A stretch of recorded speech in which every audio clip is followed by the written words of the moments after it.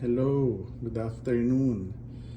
So we will now check yung room na napanalunan ko sa Cebu Mactan International Airport.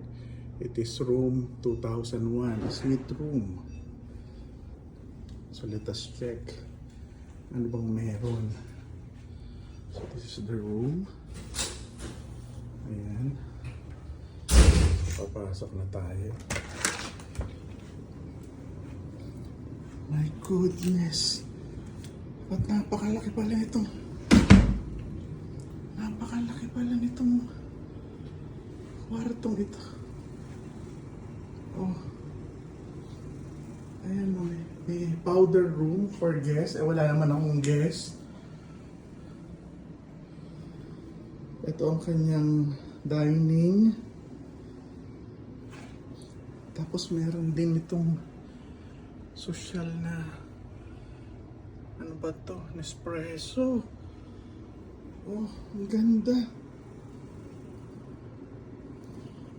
Ganda oh. Napakaganda naman pala. Oh. Meron pang pa-welcome sweets. May sala. May TV. Ayan, nasa corner siya. Kita yung dagat ng Cebu. Napakalaki naman ito. Ngayon ako nakapasok sa ganitong sa may bukasan ito. Oh. Ayan ang karagatan ng Cebu. That is the SMC side. And now let us look at the bukod sa sala at dining. Ito ang kanyang kwarto.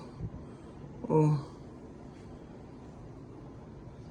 Yan ang kanyang kwarto. Oh, Diyos ko, ba't may TV na naman? Ay, may pa-welcome. Oh. May pa-welcome sila. Dito rin, oh. Oh. May pa-welcome ang lolo nyo. At ang daming tubig. Oh, look at the bedroom. My goodness. Feeling rich ako. Oh, look. Oh my God. Medyo na-shock ako doon. Oh, ito naman ang CR. Sa may ilaw dito. Ayan. Yung pa-bathrobe. Oh. Ayan na. May pa-bathtub ang lolo nyo. Pakaganda naman sa hotel. Sa bagay, suite room ito eh. Oh, ayan ako oh. Oh, see? Ayan ako oh. Look.